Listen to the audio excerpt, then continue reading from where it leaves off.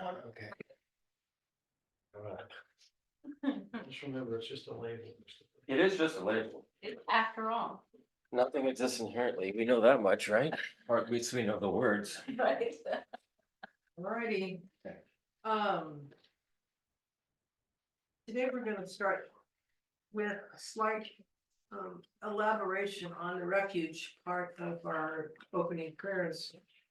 So imagine yourself floating in the middle of an ocean of an endless ocean of unknown beginning and end, surrounded by sentient beings, countless sentient beings, and adrift and not completely sure what's going on, where you are, how did you get here? And then you see coming over the horizon a rowboat. It's just one individual rowing that boat towards your location with the intent to pull you out of the ocean. And then little by little, you notice more and more boats. And as you get on the boat, they're pulled on the boat, and you notice surrounding these boats are larger and larger boats, all leading towards stable land and the unimagined imagined pure land. And this is how the lineage is. So when we take refuge, of course, we come in contact initially with one individual or a book or a video we happen to come across. Some one thing catches us, like that individual rowing that first rowboat across the horizon. Something catches us. And little by little, we realize the full extent of the lineage, which is responding to our, even in our unconscious hope for clarity about what we're doing and where we're going and what is the purpose of this whole experience of existence. So the lineage is coming to us, and we're going towards the lineage. And in so doing, in that relationship, we become part of the lineage. We ourselves are now firmly established as part of this lineage. And as such, as we go out into our life, we extend the same as the single Orman might be the one word or one thing that triggers somebody else to find a valid lineage to clarify their purpose and path. So as we take refuge now with the prayers, with that in mind, of just the huge and amazing thing it is that we've come upon a clear path, and the amount of awe and gratitude we have that there is even such a path exists in the cosmos. Okay, so we'll say this in English. I take refuge until I am enlightened in the Buddhas, the Dharma, and the Sangha, through the positive potential I create by listening to teachings and the other paramitas. May I attain Buddhahood for the sake of all sentient beings.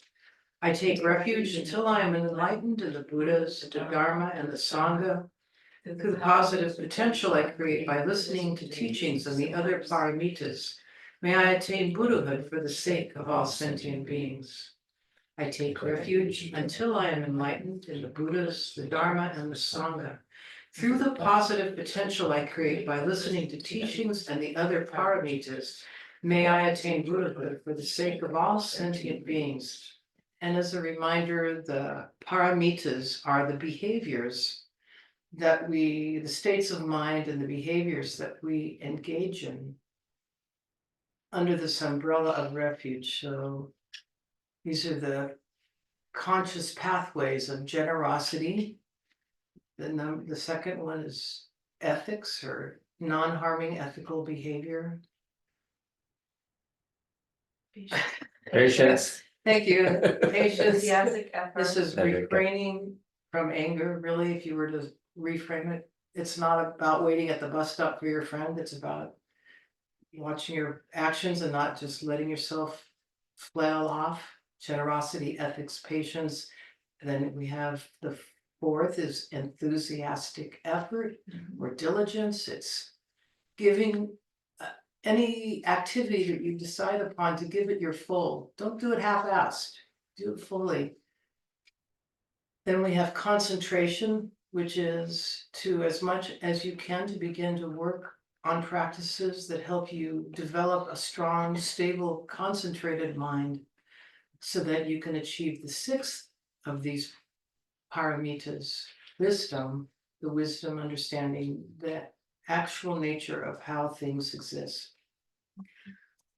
Okay, the four immeasurables, we do all of that in order to be non-harming and of as much service as possible to sentient beings. And so we abide in this lineage as participants in this lineage. We abide in the intention and the focus that in the back of our minds all the time, just like a mother always concerned and caring, wondering how her child is doing. We say these immeasurables as a way of reminding ourselves that this is the attitude that we rest in at all times. So may all sentient beings have happiness and the causes of happiness. May all sentient beings be free from suffering and the causes of suffering. May all sentient beings be inseparable from the happiness that is free from suffering. And may all sentient beings abide in equanimity, free from attachment for friends and hatred for enemies. And in some ways, that fourth one, I've read this in other material in our lineage, that equanimity, the unbiased attitude, is sort of the prerequisite for the genuine love and compassion that we talk about. And then actually, this one practice, the equanimity, is the first one that they give. It gives it like having, the way it's worded in some other practices, having achieved, unbiased equanimity, may I understand that all sentient beings will have happiness and so forth. Share that. So now we kind of refresh our memory about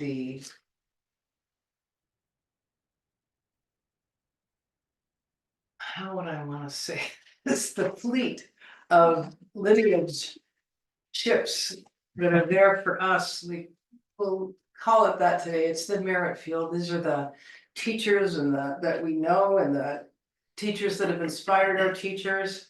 This morning when I was doing my personal session, I had such a strong, I was just totally amazed by His Holiness the Dalai Lama.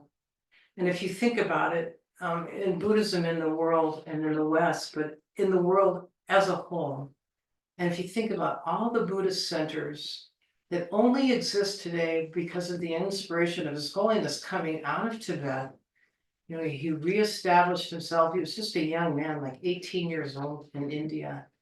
And his determination to not let this tradition die. Of course, it existed in other countries, but this particular, what he calls the complete Indian Nalanda tradition. And so now we have, because of him, all over the world, we know our teachers and our teachers' teachers are just so dependent on this determination and vision of His Holiness. It's just sort of like, if you think of it in the naval fleet, he's like the most amazing admiral. And so with gratitude for him and all those that are inspired by him and us, we will recite the 7-limb prayer. Reverently, I prostrate with my body, speech, and mind, and present clouds of every type of offering, actual and mentally transformed. I declare all my negative actions accumulated since beginning with time, and rejoice in the merits of all holy and ordinary beings. Please remain until samsara ends, and turn the wheel of Dharma for sentient beings.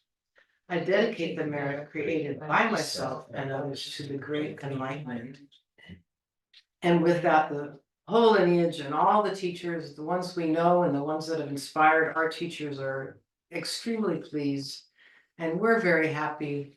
And now we engage in one more preliminary, which is to offer a gift to the lineage, to the teachers, to Christopher for his work, to bring this to us. And all of this fine, what we're trying to remind ourselves is our greatest gift is putting all of this into practice on our day-to-day life. That's our greatest gift. So we'll say it in, Christopher, would you do the Tibetan? Okay. So visualize the most amazing array of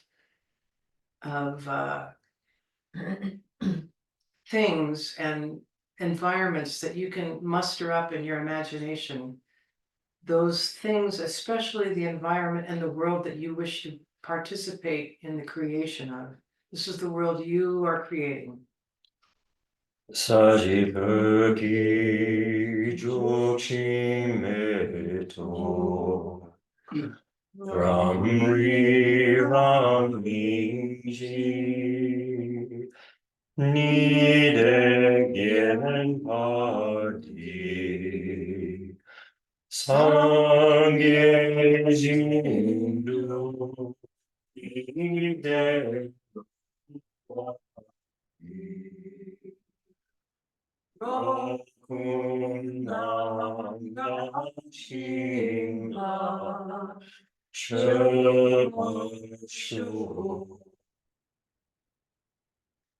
Idam Guru Rata Mandalakam Yayakayam.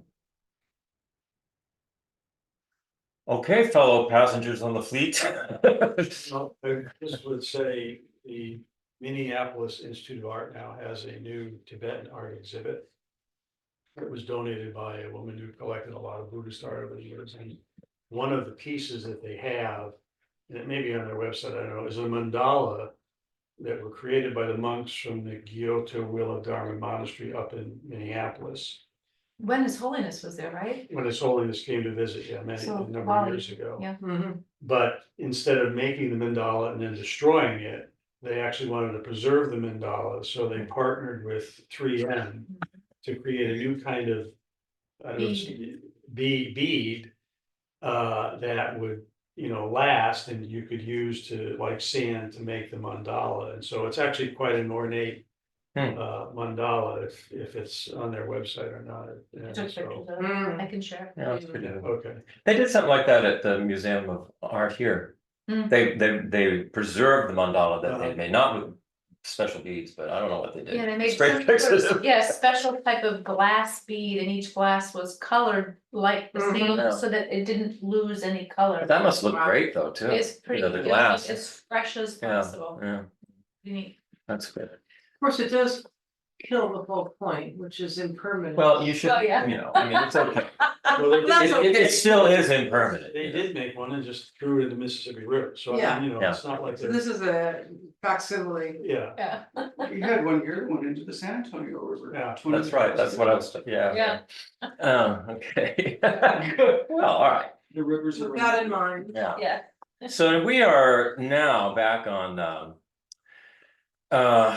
as I said before, we have this sort of like as an adjunct to our continuing study of Nagarjuna's Precious Garland. At the beginning of each session, we're going to look at a model of the mind, the Buddhist model of the mind, and keep building that up over time slowly so that we can retain it, and begin to work with it. So today, and this is based on a book called Unveiling Your Sacred Truth. It's 3 volumes, and this is from the first volume, and it's by Khentrul Rinpoche. And as I said before, I have on the study guides, I have links to those where you can get those books that I have here. So in the last session, we acknowledged the challenges that face the scientific community in trying to analyze analyze and detect an object of study that is actually subjective, which is, we're talking about consciousness. So to try to detect consciousness through the means that science usually uses is by seeing how, what they're doing right now, neuroscience is seeing the correlates of in the brain, what's triggered in the brain when subjects have a particular conscious experience. But it doesn't get to the actual process of being aware itself of what is going on with the consciousness. So that is kind of the issue that's facing neuroscience right now. And some of the neuroscientists are very much in the camp that consciousness is arising out of this very complex matter, the brain. The brain is, as far as scientists know today in our world, it is the most complex system that exists that they know of. The human brain. And so the idea is that perhaps consciousness is coming out of the human brain. But so far they have been having difficulty getting there. So there are, what we would say is that consciousness at its simplest is a directly experienced awareness and feeling of internal and external existence. I mean, I think that's how we would all describe it. We all know what consciousness feels like to us. It's an experience. It's an internal experience, our inner thoughts, and then it's also the external experience of what's going on. And that's very difficult to detect with equipment. You know, you can just sort of detect, like I said, the correlates of it, that are the triggers that are going off in the brain, or you can infer things, but to actually detect it is directly is an issue that needs to be dealt with. So current researchers in the field of cognitive science, and perhaps you've heard of some of these people, Annika Harris. Anybody heard of Annika Harris? She's a science writer, and she interviews. I mean, her career. She studied science. She studied neuroscience, and she interviews scientists such as Anil Seth, David Chalmers, Christoph Koch, Donald Hoffman, and many others. And people also interview her as well because she's so knowledgeable. You can find her online, and I have a What's her name again? Annika I'll put her, Harris. I'll put her link in the, Oh, good, thank you. in the. I'm very impressed with her. I'm very impressed with her and the way she's got a very, very open mind, which is very important when you're talking about science. You have to have an open mind. And she's very, very knowledgeable because she has been around so many of these neuroscientists and talked with them. So she, along with people like Donald Hoffman, who we've already discussed, she's also interviewed Donald Hoffman. She knows these people. She talks with them. They are now beginning to put forth the hypothesis that consciousness is a fundamental constituent of the universe, similar to things like gravity and matter and energy and electromagnetism. That it is sort of like a fundamental, essential part of what existence is, consciousness, rather than emerging out of matter. So this is a new hypothesis that is being sort of tested and going around, and we'll see where that goes. But I thought it was very interesting because if you listen to her, and she's not, she does meditate now. She says she's doing Vipassana meditation, but I'm not sure if it's the kind that the Tibetan monks talk about. The Tibetan monks, when they're talking about Vipassana, they're talking about a very intense kind of analytical meditation that you have shamatha first. You develop that space, that very concentrated space, and then Vipassana works with shamatha, so you can have a very concentrated analysis of what's going on. In the West, Vipassana has just meant the kind of meditation where you're very mindful of everything you're doing, your breath, your thinking, how you walk, it's so just mindfulness. And I think that's the kind of meditation that Annika Harris is doing. But even so, she is saying things that are quite similar, I would say, to some of the Buddhist teachings, more so than any of the other neuroscientist folk that I've heard. So it's just very interesting. And she has a wonderful, just a 10-minute video. 10-minute video, beautifully done, all kinds of things to look at, and sort of just going through consciousness and what is it? Cool. Not just with humans, but with plants, animals, everything. Yeah. It's very, very interesting, and it's very accessible and easy. So she's my current, I'm impressed with her. Did you be able to put that link? Yeah, the link is, I've got the link in the study guide. Christopher didn't put it this way, but you know, the preponderance of opinion among neuroscientists right now is that consciousness is arising from, you know, the biology. She is putting out that she's positing the thesis, her thesis is that consciousness is a forget the word she uses, but like a precursor or a fundamental factor of the universe. Yeah, but she's saying Not a fundamental, product. she's saying fundamental in the way matter is fundamental, energy is fundamental. These are all fundamental aspects of the universe. Yeah. So that's just Cool. it's an interesting thing. So the according to, and we'll just go quickly over the things we've already discussed with this model of mind. So according to Buddhism, mind and consciousness are synonymous. They're the same thing. The mind is non-physical in nature. It's not the physical brain. It's not made of particles the way matter is. It's characterized as being clear and aware by the yogis who have really investigated the mind more than anyone else we know of. And it's the non-physical mind is intimately associated with the physical brain and body.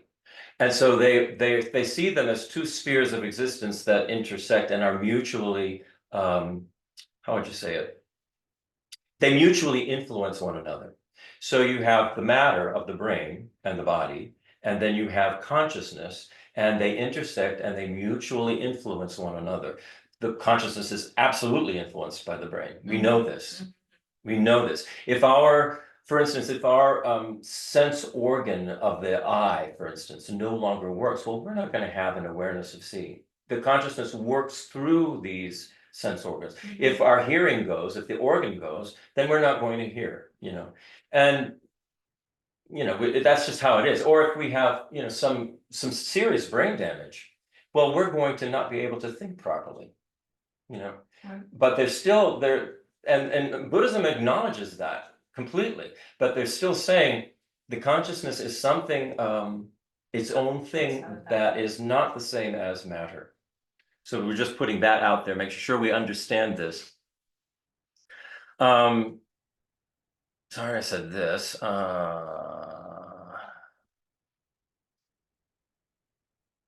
Yeah, the scientists are now beginning to entertain the idea that it may be a fundamental component of reality that's distinct from physical matter. And you know, this actually, if this occurs, if science finds that working with this new hypothesis that it is a fundamental component of reality, consciousness, it may encourage the investigation of a scientific investigation of meditation and contemplation, and that could only be a good thing. It could only be helpful. So that would be wonderful. The other thing we discussed last week is the continuity of the mind. The yogis work directly with consciousness, and they developed a range of mental techniques for directly observing consciousness. And one of the first observations they made was the continuity of the mind, that consciousness arises from a previous moment of consciousness and a previous moment of that, and you cannot find a first moment. Because something cannot arise from nothing.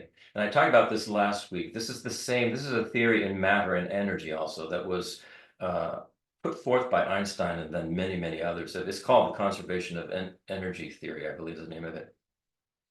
Is that matter and energy do not arise from anything, and they never are extinguished. They just transform, and I mean, initially E equals mc squared had to do with that idea. And so what all the yogis are saying is that consciousness is the same way. It's transforming, it's continually evolving, transforming, changing, but there's not a beginning moment that you're going to find, and there's not going to be an end moment where it just extinguishes. It's extinguished from the universe. Because something cannot arise from nothing, and nothing cannot become something. And that's the theory right there. And that actually would be the theory of karma. You know, if you think about it, Right. everything that we experience is a result of Something. something else that we have, done. Something that we have done at some point. Yeah, and you can see that, in process all around us, Mhm. you know. So now we're going to go into the next topic in the model of mind here. And this is the subtlety of the mind. One of the major discoveries that the great contemplatives of the past made was that the mind has many layers of subtlety. Each layer builds on the layers beneath it, and it forms a more elaborate and specific kind of mental structure that emerges of consciousness. When the mind is properly trained, it has the ability to distinguish these various levels. So the levels are, well, the way Khenpo Rinpoche says is it's analogous to the levels of subtlety that we can find in the physical world. So he says at the gross physical level, we have solids, liquids, and gases. And we're aware of those. We can see them, they're obvious. We know about solids, we know about liquids, and we all know about gases. And it's something we can all experience. And so you would say that would be you could say that's a gross level of physicality.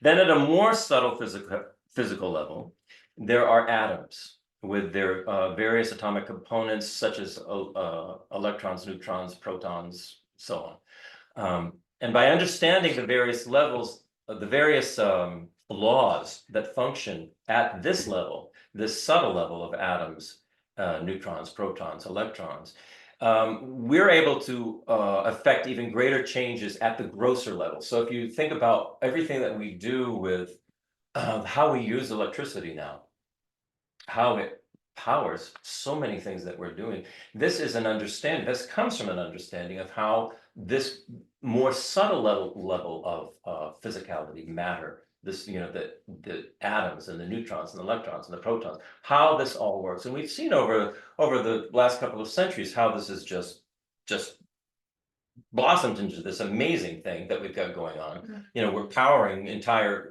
cities and countries with this.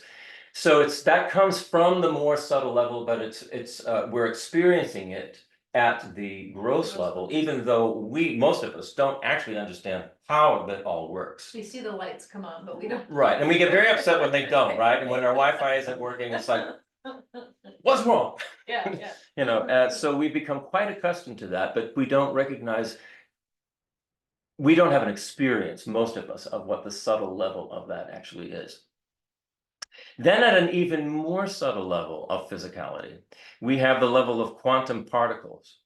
At this particular level, the law of physics sort of goes topsy-turvy, and these quantum particles begin to behave in ways that initially scientists couldn't understand, but now they're seeing, well, this is so. There's something else very unusual going on at this very, very subtle level. So what we're talking about is things like, what are the quantum particles? Leptons, quarks, all of these crazy little names that they've got for these things now that we go, what are you talking about? Yeah. But the experiments they're doing are pointing to something that sort of defies the classical laws of physics. The most well-known one is this, what is it called? Spooky. Entanglement. Spooky. Spooky entanglement at a distance, right? So you can have one particle in one place, like on Earth. Another particle could be on the moon, right? But they are entangled so that they're working in tandem together. They are functioning. How do you know that? How do Math. measure math? No, Math. that's actually measurements. So there's a guy at Unique. Yeah, math. estimate. No, it's actually experiments. They're doing experiments. Okay. Yeah. I mean, not at that distance, but at shorter distance. Interesting. Right. And of course, and they'll say, we don't know how it works, but it works. And so, which is why they call it spooky. Which is, I think, is a great name for scientists to use. This is, I think Einstein is the one who maybe came up with that. That's spooky theory. Entanglement, yeah.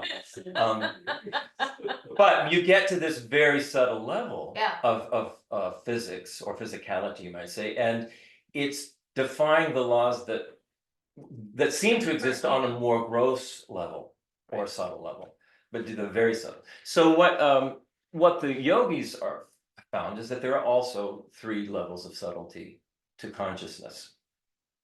And this was without knowing all about this stuff, because we're talking back at the time of, Shakyamuni Buddha and onward.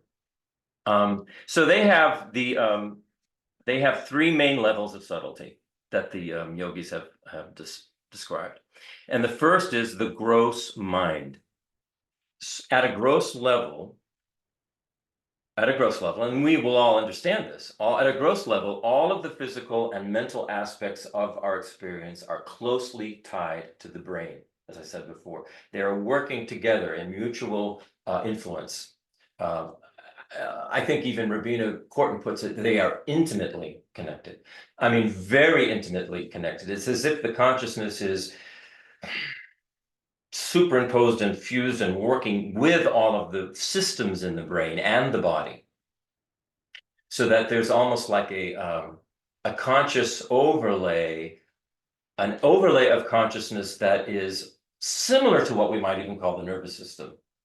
That it works, this energy works with the physical energy, the energy of the consciousness, or the awareness, you might say, of the consciousness, works with the physical energy in a very, very subtle, but this is called the gross level here. I mean, I would think of it as subtle, but this is called the gross level.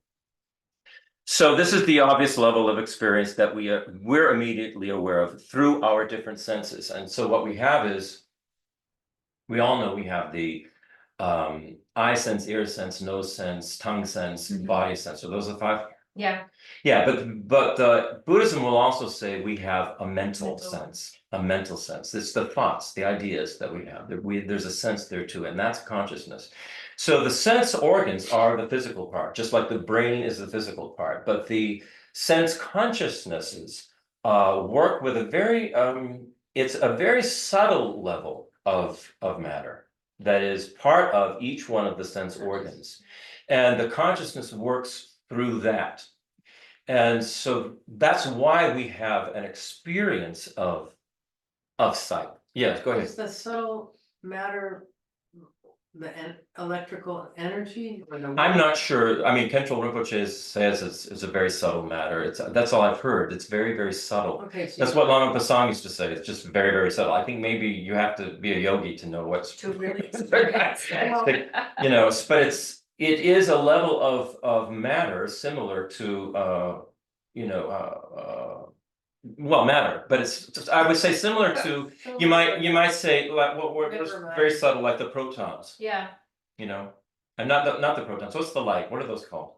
Electrons. The Quarks. no, the light, the biophotons? biophotons. Yeah, that's what I'm talking about. Biophotons. So it could be very subtle like that. I don't know. Cool. Merit. Just a comment on the yogis, they talk about the koshas and the sheaths of consciousness, but the very subtlest plane of matter, and I think I'm saying this correctly, but the very, very subtlest plane of matter is where consciousness and matter intersect. It's like the subtlest, finest plane. But it is matter, but it's right on that edge where it's consciousness and matter, and in healing, it's on that place that you can actually change physicality and change patterns and all kinds of states in healing and in yoga nidras, and but they talk about the very, very, very subtle plane. Do they have a name for that, Merit? I can't remember the name of they're the koshas, and I can't remember if it's the Anandamaya kosha. I don't remember what the names, and there's 7 main ones that they speak of.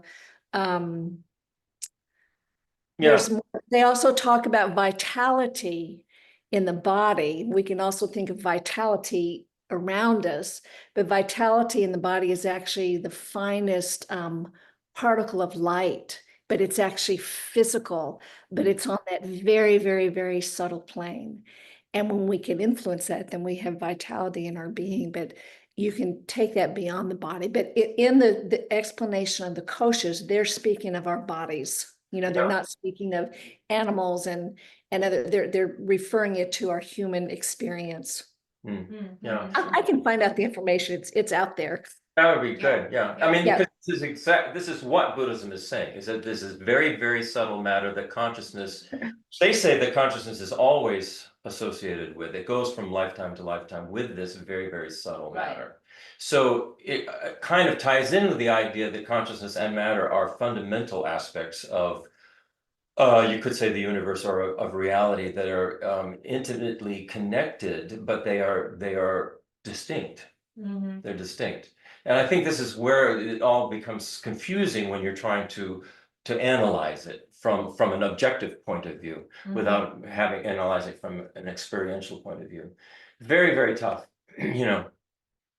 So so also at this gross level of the mind, we identify with an ego, which is specific to an individual person, and according to Khenpo Rinpoche, only lasts for a single lifetime. The specific ego that, you know, I would have as Christopher, you'd have as Tracy, Right. or that, you know, Molly. Molly has as Molly, will only last for that particular lifetime, and then that consciousness takes those imprints with it, and then in whatever form it takes, whatever form of matter that it embodies, those imprints go with it, and a new fresh ego is Arises. arises. Yay. So they also say rational thinking and intuition are progressively finer degrees of this gross level of mind. So a rational thought is a finer degree of this gross level of mind.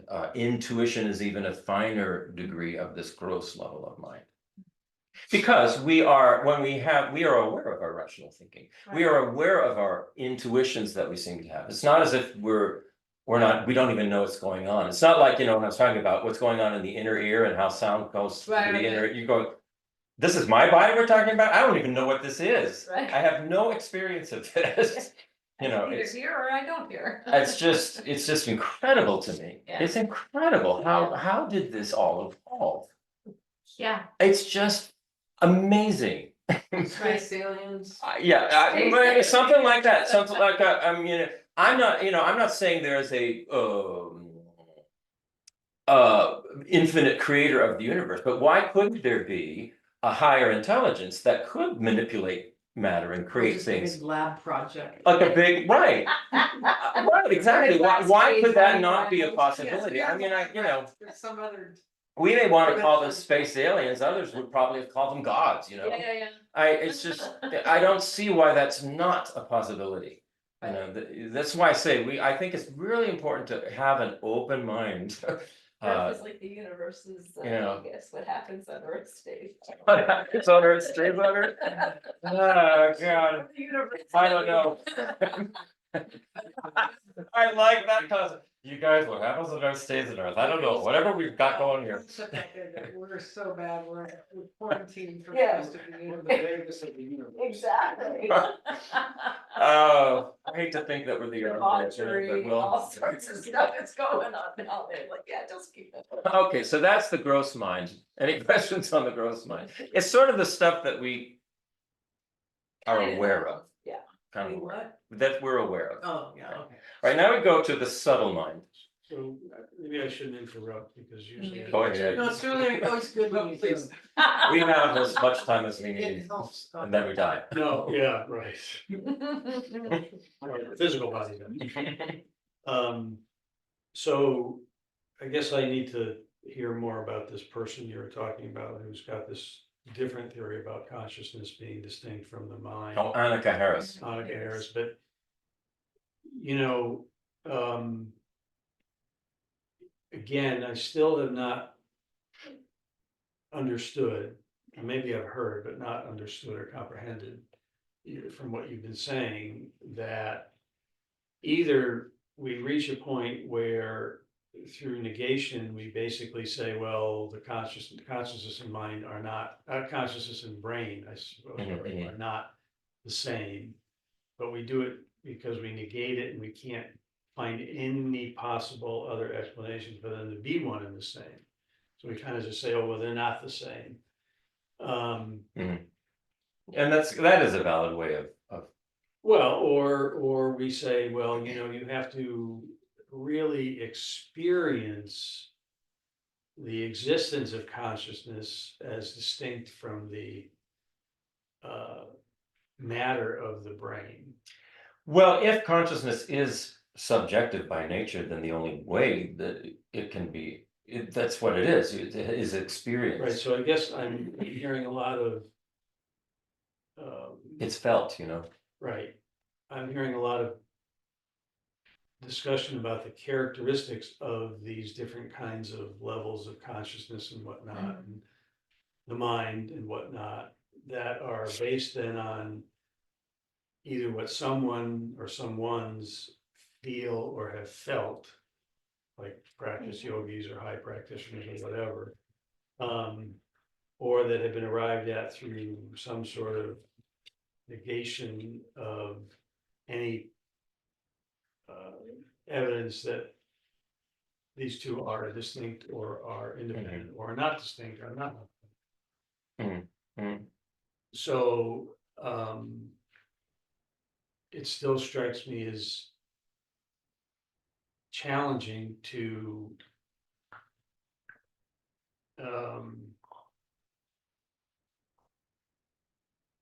understand, maybe is the right word, that consciousness and the mind are somehow a fundamental part of reality. You mean consciousness and the brain? No, consciousness is The mind, you mean the conscious? Yeah, same synonyms. right. Well, you're arguing that consciousness, not you personally, but you, or maybe you are, but you're arguing that consciousness is a fundamental part of existence, of reality. Right, hypothesizing. So Yeah, that would yeah, be, okay, you have to test Like it out. gravity, like whatever. Yeah. But even with those, even with gravity, there are physical and mathematical structures that have been developed to explain and determine and test the existence of that or not. Where it seems to me that we're still at a point with the consciousness that we haven't been able to do any of that. Yeah, what it's to me, it's a bit like if a scientist was analyzing and defining and telling us what all of the properties of sugar were, but they can't. You know that sugar is sweet. We all know sugar is sweet because we've actually experienced it. And we all are agreeing, yeah, sugar is sweet. But you can't, but just by analyzing the sugar without experiencing the taste of it, all you can do is you can say, well, it has this property and that property, and the molecules are like this and blah, blah, blah, blah. And we know it's sweet because we've experienced the taste of it. But that's just because we have sensors for that. Right. And then we have a consciousness. And then we have a apparatus that consciousness that is aware. puts it into a category Right. of pleasant or unpleasant. What we're saying is the consciousness is the awareness of what is being sensed through the sense organs. It's an awareness that's connected with the sense organs. Yeah. I guess there's this, it's kind of weird because there's no, but yeah, we have a sense, the taste buds, and they get it, and it somehow It's an registers. identification. So I mean, certain things. What can't what it's talking about is once it registers, and say it fires off whatever neuron it does in your brain, then what's being proposed is that there's the conscious, there's the awareness of it. yeah. It's not merely the brain trigger, but then there's some type of consciousness that is aware. It's kind of like, you could put, like if somebody this is a very gross example, but it makes me think this way, is when you're under anesthesia, things can be said in the room, you can have taste, you can have physical sensations such as being cut open, but you're not conscious of, so all the other You know, and I don't know, you guys would, one of you or both of you know how the anesthesia works to shut off that. They've made some progress in understanding that. But you can see what I'm saying, so this is what this is why there's still this debate, is because.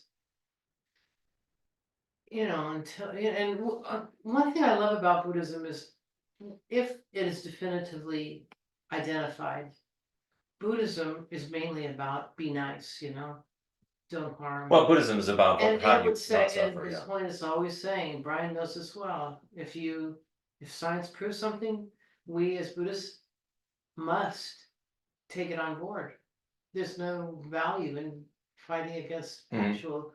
So until then, there's this other line of study. I mean, so one of the questions, as opposed to is nothing except sort of an emerging property of the brain and mind, is that wouldn't change Buddhism in any way. I mean, you would still. In terms of the practice, right? Right, It right. would upend, I mean, the whole philosophical view of the nature of the cosmos would have to be rethought. I think In other words, if consciousness was not enduring, but merely arose from matter, that would have to be addressed. Yeah, I guess that would be. Right, then it would, but see, they're even saying that matter, matter cannot be destroyed, it just transforms. I So suppose they'd have to similarly- refine their theory and say, well, that propensity somehow endures through the subtle matter that Right. isn't destroyed, something like that. Similarly, that's what they're saying about consciousness, it just transforms, it's not. Well, for destroyed. example, when you look at, genetics and you look at the children of parents and you look at some of the behaviors and some of the maybe even knowledge base that the children have, you can trace that back to certain kinds of specific imprinting on the DNA molecules themselves, and you can put methyl groups on certain of the molecules of DNA, and that methylation pattern can persist from parent to child to next child, and thus then transmit those certain characteristics. And I don't know if you would, and one of those might be taste, one of those might be a like for something or a certain kind of behavior or whatever. But you would, in that sense, argue, well, there's actually a scientific basis for that particular behavioral pattern that To continue. continue Yeah, right. that exists, or a propensity for cancer or Mhm. disease, Mhm. or whatever you want to call it. When you have a sweetness, you have a sensor, the sensor is stimulated, it stimulates a nerve pathway that then stimulates neurons in the brain, and the idea is that those neurons repetitively stimulated become stronger connections or more stable or don't change very much. And so whenever that sensor is stimulated, that response is encoded already in the physical structure of the brain, and that is sweet. So all I'm saying is and again, this is not a new question I have. It's been one that's been consistent for months now when we discuss consciousness and what is consciousness. It's this trying to figure out how you determine whether something is correct, not correct, is real, is not real, exists, does not exist. What is the proof for it? And I understand that, the argument is, well, you have to hear it, read it, think about it, and then experience it. But, many times people experience things that for them are their own true experiences and their own true realities, Mhm. but are not experienced by maybe 90% of the rest of humanity. Mhm. So how do we interpret that in that context of what is reality versus not reality? Mhm. Right. Yeah, Yeah, I think you'd probably have to go back to. good one, right? Basically, what you were talking about with DNA and all of that, you could be put in terms of karma, cause and effect, the particular parents and the history of those parents, it's all you know, is being carried forth and down to other generations. know- So that's a form of cause and effect, Right, Another which is what karma is, Another is cause and completely effect. different avenue of pursuing Brian's line of thinking would be to introduce what they discuss when you start to practice things such as, like say you got the empowerment the medicine Buddha Tantra empowerment. I think Geshe Yeshe was here a number of years ago. I don't recall if you were here. But what that literally is meant to do is have you begin to practice imagining yourself as medicine Buddha. What I'm thinking about with your line of reasoning, there is this thread, you know, and it's among the esoteric teachings and not generally taught because it is loaded with problems. That you can, in fact, imagine yourself as anything and then bring it into, and what the difference here is what they're saying is that's how you bring things into being. We do it all the Like we time. just talked about, manifesting. I want to be the best tennis player, so I'm gonna envision how I'm gonna hit the ball, and then I go do it, and then I, you know, go back, you know, that. Right. Yeah, we imagine So everything. through we this do. other practice, the whole practice of visualization becomes the vital activity to bring about that which you are visualizing. So it's an interesting, But to become a good tennis player, what do you have to do? Yeah, you have to can go play visualize tennis. all Oh, yeah, that. you have to play it. You have to practice. Actually, Yeah. so it's a combination, yeah, no, totally. yeah. And so part of it sure is the mind, and mind is a very important, whatever that is a very important part of anything you do. Especially when you do successfully, but I was thinking about Son of Sam while you were talking about that. You know, because Son of Sam had a belief that, you know. These people that he was killing should be killed for valid reasons. Uh-huh. You know, that's how That is killing reality. happens. Yeah. Well, no, that is That's a what you think reality. happens. We Yeah. believe That it is should. a reality. Right. All of us, I think, would say that's not the correct reality. Right, It But it certainly is- isn't the conventional reality. Conventional reality, but that his reality is based upon whatever his Right, experiences are, his mind and his consciousness, right? And maybe karma as well, I mean. right, right. I don't know which has more, so I'm just trying to Right. figure out, well, if that's his reality and. You know, my reality is I like A, B, C, but I don't like B, D, E, F. And Tracy's reality is she likes X, Y, Z and doesn't like Q, R, S, T. You know, where does that fall into this overall consciousness? it makes you And- wanna ask, is there one reality? Cause there Right. are multiple realities. And what is what do we? What is- when we what say is reality? Right. What is reality? Right, reality is that it's empty of I'm any sorry, I inherent should have cut existence. you off. No, but I think, and again, I think.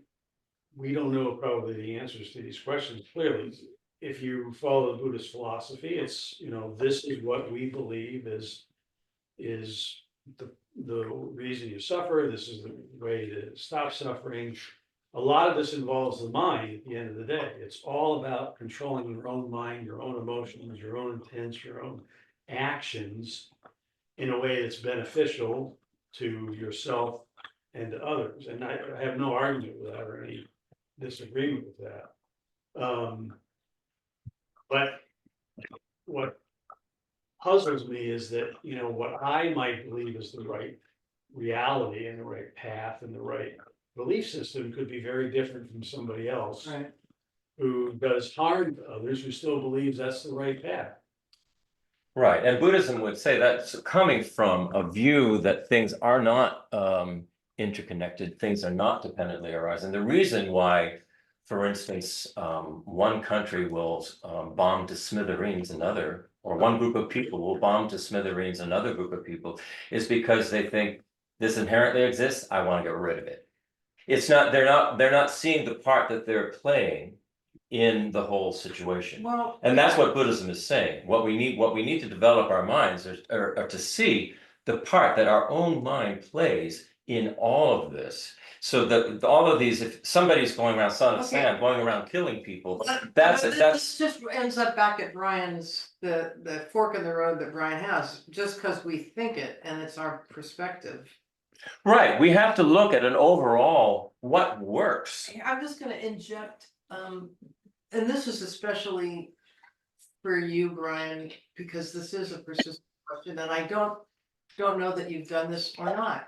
But to really dive into and try to understand what the view of how things exist according to the Madhyamika Prasangika. So if you have a copy of the tenets about the philosophical tenets, go to the middle way Prasangika, because I mean, I know if Geshe Dakpa was here, he would sort of be laughing, because even at that juncture in the road that you're at, he would say, well, if you said, well, what would Prasangika say? He would say, oh, it's all merely labeled. And so with that, I mean, I have nothing else to say, but he would literally say, oh, they just say it's merely labeled. And that's the view of His Holiness the Dalai Lama and Geshe Nima, all the monks in our lineage from Tsongkhapa all down.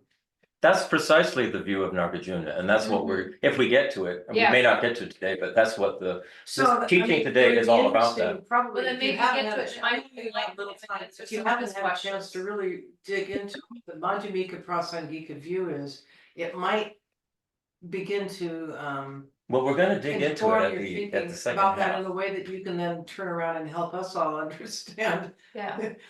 as Well, again, the I way, have one thing to add, and it's the whole discussion of orientation and learning all this, but experience. And so as humans, our predominant experience is in the grosser levels of consciousness, where everything's separate. That's our predominant go-to, where the other more subtle levels of what we're learning about and what the yogis teach are not really so tangible in our awareness, and thus different practice, the practices that they're offered us, the practice of Mahamudra, there's different things that actually give you a flavor of an experience of expanded states of consciousness. So it becomes more, it becomes a little bit easier to understand. And when we have all this amazing teachings, and then you have a practice and experience, you have something to label it, but you have something, it goes into a category where it expands your understanding. And Right. thus the practice part is super important. And it's similar to the experience of tasting sugar, for instance. How do you know that that's not a delusion? How do you know what people are telling you that's not a delusion? It is a delusion, but like tasting sugar, all of us probably most of us have a similar experience. We think we do. This is probably not the best example for me, but I mean, in theory, because we all evolved similarly, we have similar sensors. There is a reason for why humans evolved, or living animals that need sugar to essentially survive evolved to be able to taste sugar. But this sort of ends when you go to like having different opinions. I mean, so I think there's a reality where we agree, even though it is an illusion, where we taste the sugar isn't what an ant would probably taste the sugar. But they have a different way of sensing it because they also need it for survival. And perhaps So what this something, is right. a reality. perhaps something that we need for survival somehow seems pleasant to us, Right. Right, Right. So we would call If we it had an sweet. aversion to sugar, that would Right. really Right. Because that would not be good for your survival, right? Right, so I mean, that's something we can probably agree, but then there are other areas where we have very different realities. I mean, when one country tries to kill another country, Mhm. I mean, I believe these two groups would think very differently about each other, but that's sort of a different level of reality anyway, where we shouldn't necessarily agree. Yeah. I guess the way they're thinking similarly to one another is, I hate you, I can't stand you, I want you out of my life. Right. You know? I'm just sort of fantasizing here. I kind of wonder if the day Brian's question gets answered will be a little bit like when Neo had the Matrix revealed to him. You'll be able to stop bullets with your Being hands. serious, Yeah, that yeah. it will be such, for all of us, it'll be such a opening of a window into something we hadn't even been thinking. I'm just curious, it just comes to mind that when You we. can sweat the small stuff. Right. Well, again, I get, and again, I'll be quiet after this, fundamentally, for me, the question is, what is consciousness? And, if consciousness is really at the end of the day an experience, and the more subtle levels of consciousness are just more experiences, and everybody can experience things differently or does experience things differently, then is everybody got a different consciousness? And then if everybody has a different consciousness, what is really consciousness? Now, if we can talk, I'm not even thinking about reality. I'm just thinking fundamentally, what is consciousness? And the more we talk about consciousness from a Buddhist perspective, the more it is an experiential kind of thing. And I just think everybody, as we've talked about, experiences things differently and has different interpretations of it, of reality and consciousness. And so maybe that's what it is. I don't know. And maybe it's solely that karma drives actually what happens and what you think anyway. So just Yeah. karma for everything. Well, there you go. I mean, I think, I'll go back to the whole point. The whole point of the Buddhist teachings was not to tell us, show us how interesting consciousness and how interesting, If you are Kristen. how interesting, the way things function. The point was, obviously, people suffer. We see that. And the Right. point was to show a way that could turn that around and that we could get out of suffering. And these are the reasons for these teachings. It's all going to that purpose. So if we can find a way, if everyone, despite what their experience, personal experience, felt experience maybe, if everybody could find a set of a system of thinking that if I do this, I'm not going to experience something bad that makes me feel bad. But if I do this, I will experience something that makes me feel bad. And the only way we can do that is to test it out for ourselves. The only way we can actually, because again, suffering is a felt experience. Happiness is a felt experience. Right. And it may seem like they're different things for different people, but everybody would agree that it's what they want. They want the happy feeling and they don't want the suffering feeling. And that's what the Buddhist purpose is. Not just objectively go, this is the way it is, and this is the way it always is. Because that's not the way, that's not the Buddhist teaching. The Buddhist teaching is not that at all. Yeah. The Buddhist teaching is that it's very malleable. It's everything is dependent on everything else. There is no objective anything that you can point your finger at. So I mean, the Buddha probably would be in agreement with the way you're talking. He would see that for sure.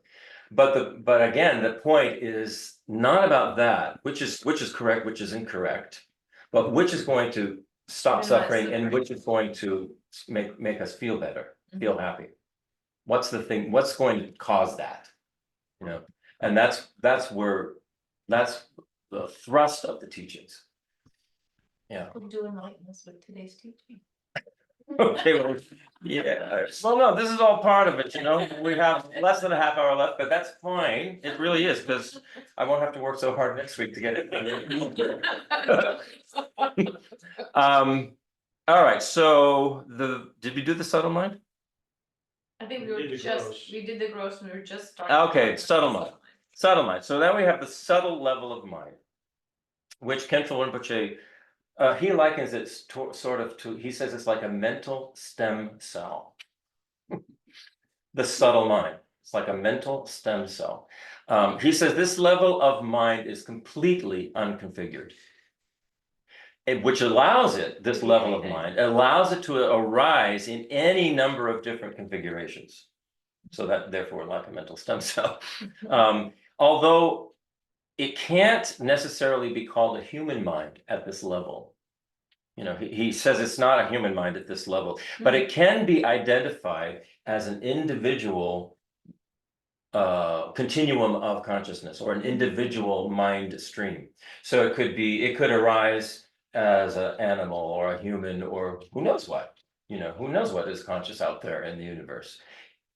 So at that level, that is a more subtle level than what we are experiencing now. The subtle mind is capable of giving rise to an endless sequence of lives. So maybe similar to the way in the physical material world, when DNA is there's a procreation that happens, and then the DNA is mixed together and transmitted to a new life. It's a continual process like that. You know, and so this more subtle mind, this mental stem cell mind, has a continual sequence of lives that it can go through, where each life is one configuration of mind, such as a human or an animal or something else that is. But it would be contained to that. It would be that an individual. Lifetime. Yeah, lifetime. Mhm. Unless you were, so habituated to being whatever, you just came back as that thing over and over and over again, until something changed, Right. caused it to change. He says we can think of it as being similar to water, alternating between being liquid and being frozen solid. The type of mind that is developed through meditative training is generally focused on this unconfigured state of the subtle level of mind. So when we go into the deeper levels of meditation, that's what is sort of, we're becoming more aware of that level of mind. So now we go to the very subtle mind. The very subtle mind is what they call the mind of clear light. And we've talked about this a lot previously, with Mahamudra and all of that. We've talked about the mind of clear light. It's also known, this mind is also known as our Buddha nature or ground luminosity. So when they're saying Buddha nature, what they mean is that the mind has the capacity, sort of you might say an innate, it's just what the mind is. It has the capacity to continually transform. To evolve, to change. That is what the mind does, moment to moment to moment to moment to moment. So they say, for that reason, they can say we have the capacity to have a completely enlightened state of existence, because the mind has the capacity to evolve and change. So they call that Buddha nature. It's not like we have an already prepackaged Buddha sitting there in our mind. That's not what they mean by Buddha nature. They mean that we have that capacity. The mind has that capacity to reach those levels of enlightened awareness, you might say, on all levels, on the gross, the subtle, and the very subtle. The mind has that capacity. So this particular mind, this very subtle level of mind, the clear light mind, it has no physical basis at all. It has no physical basis. It's not connected in the same way to the brain, the way that the gross level of mind or even the subtle level of mind would be. This very subtle level of mind has no physical basis. It's neither human, nor is it an individual continuum, as it transcends all of these categories. So it's not part of an individual mind stream. It transcends that, which is, I found to be something really interesting, and go, all right, how do I get my head around this one? Okay. The very subtle mind can only be completely discovered by the mind itself through supreme concentration and meditation practice. The advanced practices presented in Buddhist Tantra, which Kavita was referring to earlier, those Tantra practices are specifically designed to allow a meditator to experience this very subtle level of mind. That's what those practices. The clear light mind, clear light mind, the very subtle level. Yeah. And I think that what I find interesting is that it's not identified as part of an individual mental continuum. And what is that saying? That's saying that the mind itself has a capacity to go beyond just an individual continuum at a very, very subtle level.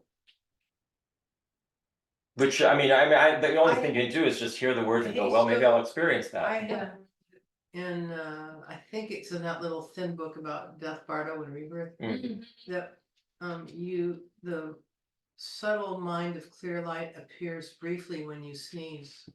Yes, when you sneeze and when you have an orgasm. Right, That's the two ones that the monks always say. When you have something like that, it's so. Also, they say sometimes teachers would pound their students on the head, just really surprise them, and they would have like a clear a light clear light moment, yeah. Because it's something where you're for say in a sneeze or intense orgasm or something, your conceptual mind just goes out the window, and you're just having a thing Yeah. experience. And then so it's non-conceptual. Physiological, I mean, the woo-woo physiology of it is, they talk about, you have these three main channels, so the energy channels in your body, the subtle energy channels that roughly correspond to like the channels used in acupuncture, for example, but in any case, you have your right channel, your left channel, and then there's a central channel. And for normal human beings in our normal waking state, these channels, the left and right channels form knots at the spots that we call chakras. And by the way, that means what chakras really are is the bad news, because they call them knots because attachment and aversion are operating in a counterproductive way, tying off the energy from flowing through the central channel. When you have an experience like a sneeze, the knots all loosen and the winds briefly run through your central channel. Right. And that's only when your winds are in the central channel can you experience the mind of clear light. The only other time that happens is at death. And in that little book, what it says is basically, and Geshe Drapa taught us this actually, it's in the book, but that the only time normal person would experience it is at the time of death. Because as the body's dying, these knots Loosen up. loosen. Yeah, listen up. But unless you've trained to identify it, just like when you sneeze, you don't notice the arising of the Clear light. mind of clear light. So you just pass into unconsciousness, and that's that. But anyway, just for scientific, interesting, more nerdy detail on this. Yeah, I mean, Clear light. this is the kind of level and the thing about these meditators that they sort of have an agreement about their findings. It's Right. similar to how a scientist would go, I found this, yeah, I found the same thing. Right. And so it's through inference then, the only way really is through inference and the testing for yourself. Do you come to a conclusion that, well, the others found this and I am finding this. So maybe if this is so. So it's almost like just guides. So you have to A get guide. that first, right? Yeah.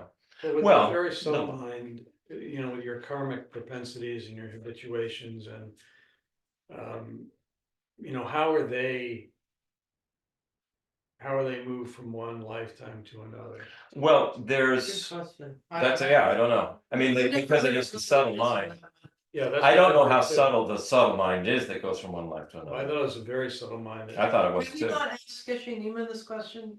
Because No, I've been asking about visas lately. I'll ask him. You are so funny. No, I asked my guru about visas. Yeah. There you have it.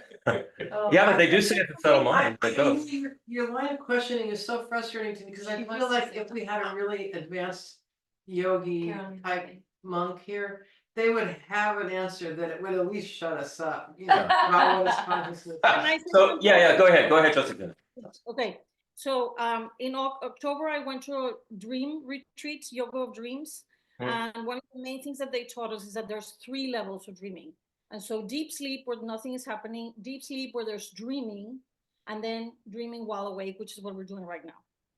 And so one of the reasons why we have to practice waking up in our dreams is that when we die, that is exactly what's going to happen. Because in my dream, my consciousness is active. But if I am aware that I'm dreaming, then my consciousness is at a higher level. I am not just consuming what I'm creating with my own mind. If you can wake up in your dream and control your dream, that is what will happen when you leave your body. You will feel like you're dreaming, and then you can become aware, and then you lose this identity that we're talking about. And going back to the subject that we were talking earlier, so the ego wants to manifest. And so what does the ego want to manifest? If you're playing tennis and you want to be a better tennis player because the ego wants to win and compete, or if you are Putin, you want more countries and more money and more power. So the ego is what is part of the dream. And so we are all dreaming the same dream, and only through ego. So today, a lot of people are in the dream and they're going to Black Friday and they're going to go get stuff because they're going to look pretty or smart, or they're going to make their homes better, but it's all about the ego. And so the only way to wake up and to become aware that we are not isolated is by controlling the ego. And that is the only way we can become aware that we are one. And when you were talking about that subtle thing, it is a quantum field. The quantum field is that one, is that consciousness that's everywhere. All we have to do is just, when we tame our ego, we connect to each other, which is what we do here. And then we practice this little thing of oneness. And then the more we practice, the more we feel it. And then we can do this while we meditate. We can meditate on world peace, and we can meditate on the well-being of others, instead of, oh, I want a car, I want diamonds, I want a new sofa, and all the crap that is part of the dream, which is what people are doing outside right now. Yeah. Right. Yeah, I mean, that's a really good point, and it does tie in with everything we are talking about. Yeah, so let's see where we're at. 12:15. Well, you know, something you're talking about there is also this idea of non-duality. Because with what we have this idea that we're all separate. We appear that we're all in separate little self-contained vehicles, and everything's like that. So it feels like everything is just spread out as all these separate individual things, where in fact, what we'll get to this next week, but what Nagarjuna is saying, and this is based on the Buddhist teachings, is that when you have the correct view of non-duality, then you experience liberation from suffering, liberation from this cyclic existence, which they very often will say is like a dream. Huh? We're not. We're still on the model of the mind. But it's no. We need to finish this because we'll get to Nagarjuna, you know, next week. But we should finish this. I want to keep this going in tandem with all this, because you can see it's bringing up all the same kinds of questions. What worries me a little bit is, you know, we all have been exposed to different things. That's fine. And we maybe just, you know. It's fine. We get it out, and then we'll see what, you know, I mean, just 'cause Nagarjuna has to I say. think it, I'm not necessarily correct, and I wish we had like an enlightened being here to. Well, all of straighten it out. these, what I'm talking about with this model of the mind, this is coming from Kentrel Rinpoche. I'm talking about our discussion. Yeah. But that's not the point of our discussion. We've got to get all of this stuff out of our system, and then see how it, you know, how it flies. It's like you know, it's like being in Parliament. But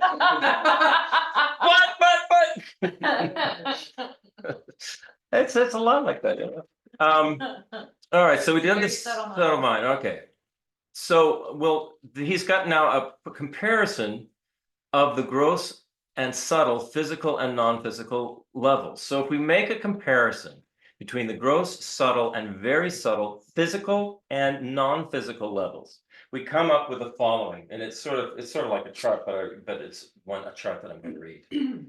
So at the gross physical level, we have atoms and molecules that form solids, liquids, and gases. At the gross non-physical level are the six senses: sights, sounds, smells, tastes, tactile sensations, and mental senses, consisting of thoughts, memories, and emotions. So that's the gross non-physical level. So what they're saying is that the awareness or the felt experience of what the sense organs are allowing a consciousness to experience is a non-physical. That experience there are physical aspects to it that go along with it, but the awareness itself is what they're saying is the non-physical. I would actually suggest listening to Annika Harris, because she has some fascinating discussions and observations about all of that. So now at the subtle level, at the subtle physical level, are subatomic particles, protons, neutrons, and electrons. At the subtle non-physical level is the unconfigured mind stream, the mental stem cell, that gives rise to an endless sequence of lives, human, animal, or otherwise. That's the subtle, physical and non-physical. Then at the very subtle physical level are quantum particles, leptons, quarks, bosons, etc. And at the very subtle non-physical level is the mind of clear light. And it's also known as pristine awareness or Buddha nature, that clear light mind. Khenpo Rinpoche says, when we combine this understanding of the different levels of mind with the fact that the mind is an endless continuity, we come to the understanding that the mind has existed before this life and will continue after this life. And remember, mind and consciousness are synonymous when we're talking. We're not talking about the brain, although matter is the same way. It cannot be extinguished, and it has no beginning, according to current science. From the moment we're born to the moment we die, we are generally experiencing one configuration of a gross mind. And that's very similar to what Josefina was saying, is like we're awake and it's like, that's what we're experiencing. We're experiencing this ego kind of mind, which sees everything as separate, and therefore all of these conflicts and frustrations and desires and ego stuff arises because of that. After we die, this gross mind dissolves, and all that is left is the subtle mind. From this subtle mind, a new gross mind emerges. We call this process of the formation and dissolution of lives over time reincarnation. And at some point, we will get into a more detailed discussion of this, the death, bardo, and rebirth. Yeah, Rebirth state, because that would be helpful. That's a good book. Yeah. That's one of the ones he's gonna do. Is he? Mhm. Yeah, I know he's sort of been thinking a lot about what he would tell us, and he's gone through different. But this is one of the current ones he's thinking? Yeah, well, he asked, yes. Yeah, okay, that's good. About 2 weeks ago, Yeah. as of 2 weeks ago. All right, we have really under 10 minutes. No. So a highly realized meditation practitioner is able to control their subtle mind in such a way that they can effectively choose the shape their next gross mind will take. So in other words, it's not as if we're going to become enlightened overnight unless we've done all of the steps and the preparations and the work to achieve that. So what they're saying here is more likely than not, we're going to experience some kind of other rebirth. And if we can prepare ourselves in this life for that rebirth, for that process of rebirth, then we will be in better shape going forward. The degree of control allows the meditator to maintain a continuity of practice across lives and facilitates their ongoing mastery of the mind. Because their habitual practice creates a subtle propensity on their mind stream, they are able to access increasingly more subtle levels of mental experience as they go forward. So you kind of carry it with you. In other words, you don't lose. You see, what we take with us are our strongest habits, which is a scary thing. Right. And I so mean, if just they're look at what the negative strongest, habits, yeah, look at what your strongest habits are, and that's what you're going to carry with you. And it's like, Right. wow. Right. So what we have a choice here to make a decision to generate habits that are going to be beneficial, like Brian was saying, to ourselves and to others. Right, To generate those kinds of habits, make those stronger.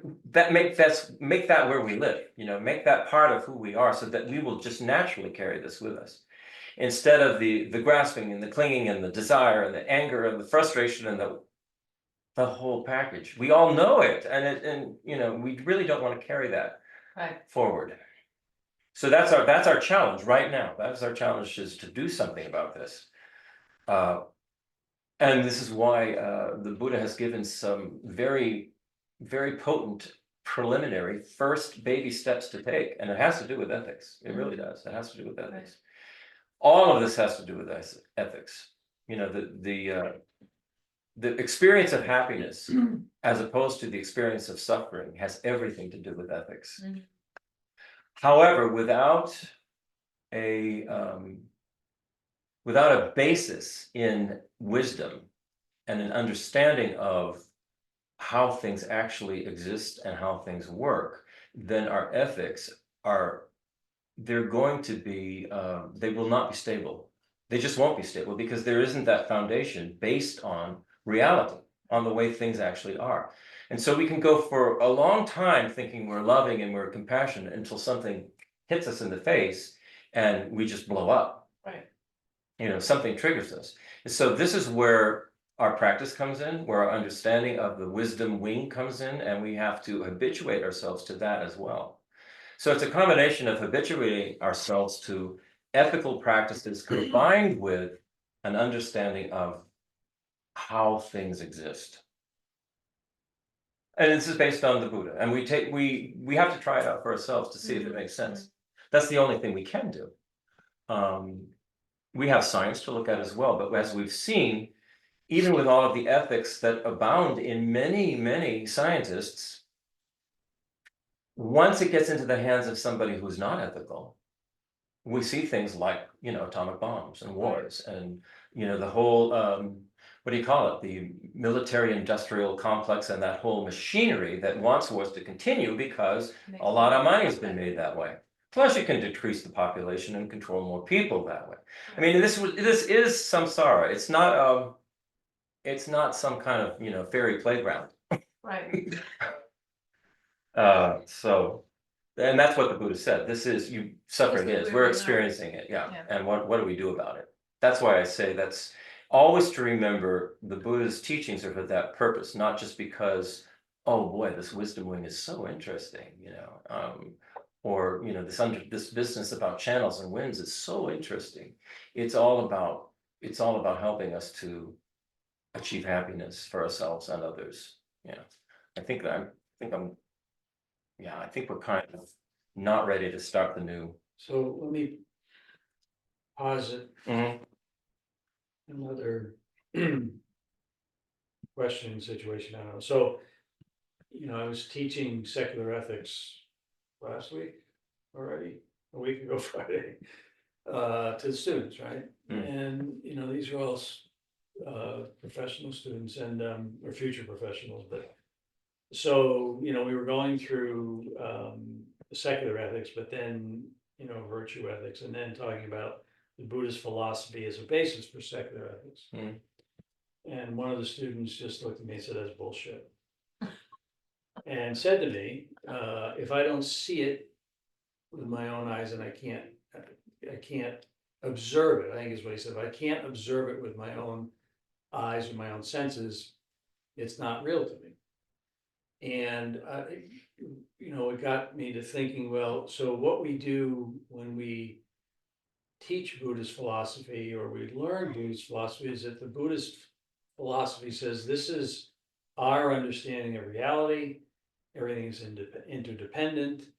Everything is empty of independent existence. We suffer because of ego and attachment, et cetera, et cetera. And that's fine.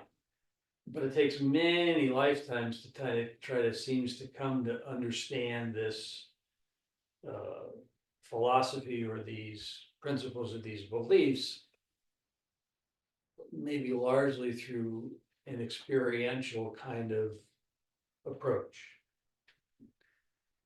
And what the challenge is to think about, and it may not be possible to do this, but think about a way to explain Buddhist philosophy, not by necessarily having people come to agree with the way the Buddhists see the world, but say that the Buddhists see the world because they're through some mechanism where you as the individual can see it that way, rather than having to experience it that way. Does that make sense? I think so. I think what I'm You still have hearing. to experience it though. Well, I think what I'm hearing is using inferential logic rather than you know, and that is a kind of experience that we have. Our inferential logic is an experience, you know. So if, say your student says, I only believe what my eyes see, and my little baby finger is short. Well, is it really? Compared to what? Or this, it's short compared to this cup, which is tall. But that's only in relation. Things only exist in relation Right. to one another. Short and tall are not, They don't exist. they don't exist as an independent, self-existent thing that you can see it with your eyes and I It's go, that's tall. dependent on something. Everything's like that. Everything is relative. And that requires inferential logic. You have to be able to use your logic to get to that understanding. And to understand that nothing exists independently from its own side. Everything arises due to various. We've talked about this a lot. We don't have to go over it again. Yeah. Infinite causes and conditions. And it's not just infinite physical causes and conditions, it's also what we project onto it as its function, its use, what it's for. What do these little black things on this paper mean and they stand for? And this is all a system that we have come up with, and we have projected onto all of this the meaning that it has. It's not just because my eyes see it and therefore it exists. We've given it a nominal existence. We've given it a inferential, dependently arising existence. And this is what the Buddha is talking about. Things that don't exist the way they just appear to our eyes. So that is, you would have to go through that whole process with that student for them to actually see that. And that's a long journey. Right. It's a long journey because we're so habituated. Right. So, and that was my question, I mean. In the span of 2 hours. I know. And for how many years do you have? Well, one. One, for That's 2 it. hours, during that year, every week, right? Yeah, well. So it's- We talk about other things that aren't related to this. So what I would think is you could take a few things like that, which would show that student that you're actually mistaken about the way you see things. And you could logically walk them through it. You remember how we talked about the car doesn't actually exist as a car itself. It's all these parts that it's made of. And then we label it Well, the car. problem is, you have like 25 students, they already all see the world differently, so you need to understand how they see the world before you.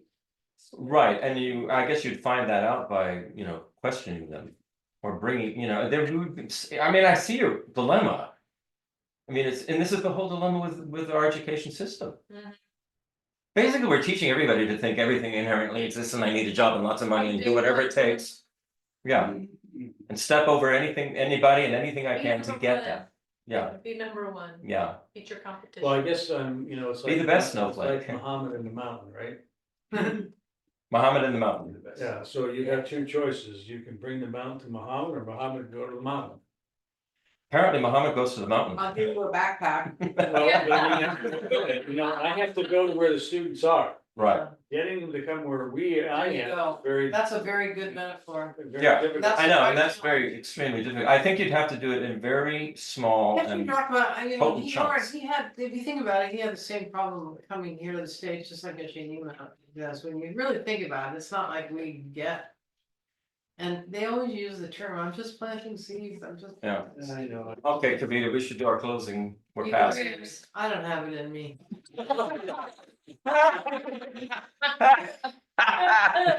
Oh, okay, I love it.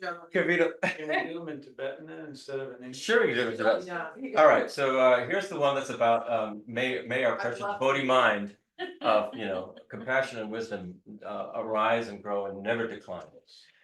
Jang chup sem chog rinpoche ma ke pana ye byu chi ke panyam pa me pa yang gong gong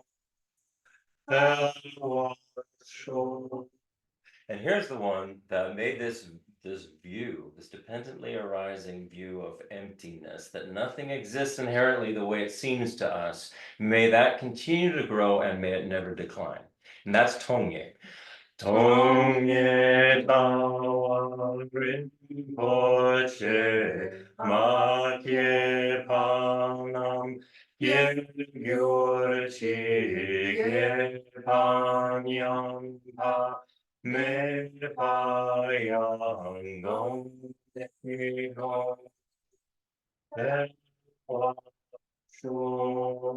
And then this last one is that in all, whatever lives we may have now and whatever lives we may have in the future, may we always meet up with qualified teachers who can help us continue on this path, you know? And that's Kewa. Kewa kuntu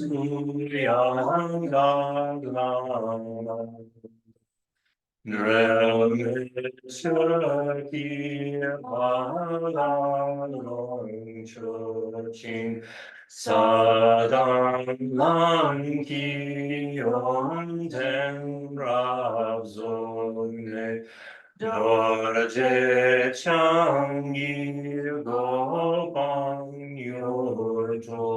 방요조쇼. Okay, and I promise next week we will. I promise to shut up. Well, no. We need to throw all this out and throw all this up.